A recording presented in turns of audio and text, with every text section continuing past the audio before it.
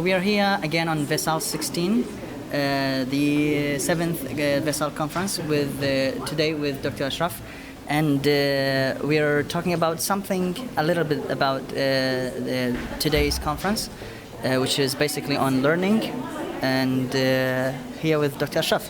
Let's talk a bit about the general theme of the conference. I know it's about active learning, but how do you think the content of the conference overall for the day represents the title? Right.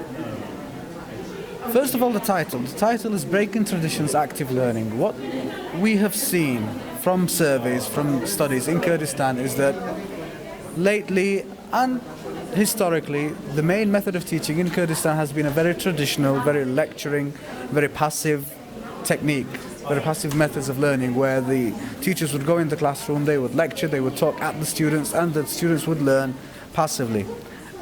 Now, over time, that has developed. Universities have been developing new techniques. Different education institutions have been taking part in such techniques as well. And so this conference sort of targets that particular thing. We say our conference theme is breaking traditions, active learning, being more active in our learning processes. So having teachers be less of lecturers and more of sort of facilitators of learning, giving people tasks, making students more active in everything they can do in the classroom. So not just sitting there and listening to a lecturer, right? So that's the significance towards education in general in Kurdistan, is that we are on this train of change. Change is happening. We like to talk about it, and that's what the conference is for. I know you were in the committee for accepting the abstracts and the papers as well, even Yes. reviewing them. Were you? Yes, I was one of the main reviewers. Yes. So how do you think? So you went through almost all the presentation, the papers. All of them, yeah. Yeah. So how do you think the contents of those papers, the studies, will contribute to the main theme of the conference? That was my first question, actually. Yeah, right. Well, mainly we have many of our papers. I'd say we had about 85 papers that have been presented today, and about 20 of them have actually targeted active learning itself. So it's good. But as a conference, we've also given the opportunity for people to talk about other things, not just active learning, because then it would be one conference theme, and we would lack variety, we would lack scope, depth, and so we gave the opportunity for other sort of subjects as well. So we've had people talking about translation, we've had people talk about literature.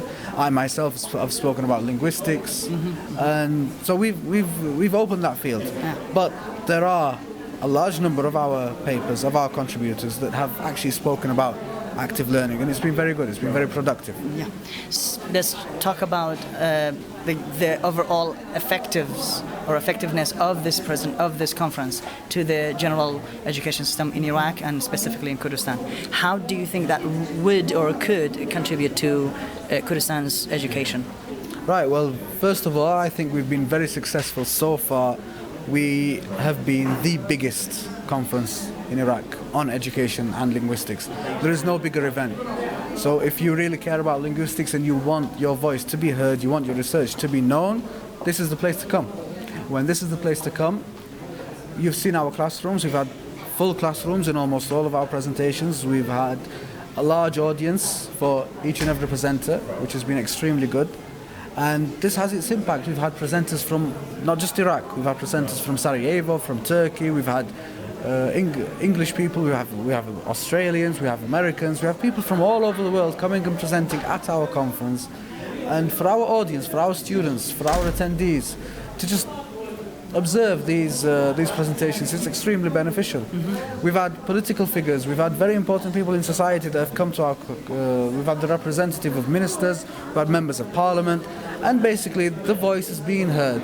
The theme, active learning, is being broadcasted, let's say, to a very wide audience in a very wide scope. And so I think, yes, we have a very good impact on society, especially Kurdish society. I was expecting the same answer. Had I been asked the same question, I would have given almost the same answer, almost. So let's talk about something else. You know, we live in very turbulent times right now. Yes. And I, as a teacher, am very sure that education could contribute greatly to that area.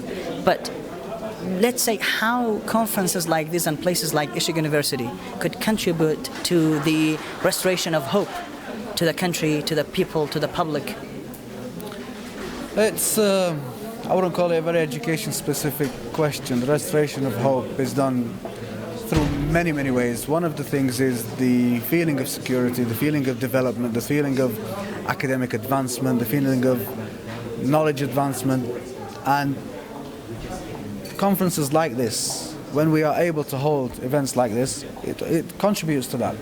It contributes to a feeling of advancement. You feel that the region is developing by having these conferences, by the sort of audience that we attract, the speakers that we attract, the keynote speakers that we attract. These are signs of development. When you see signs of development, your inner hope will grow, right? So we're going in the right direction. Well, I hope so, and I hope teachers will get restored, their hope restored in this conference or field conference. We haven't lost hope at all. I haven't yet. We're going forward. We're going forward, and I don't care who we leave behind. We're still going forward. We will. Well, thank you so much, Dr. Ashraf. Thank you very much.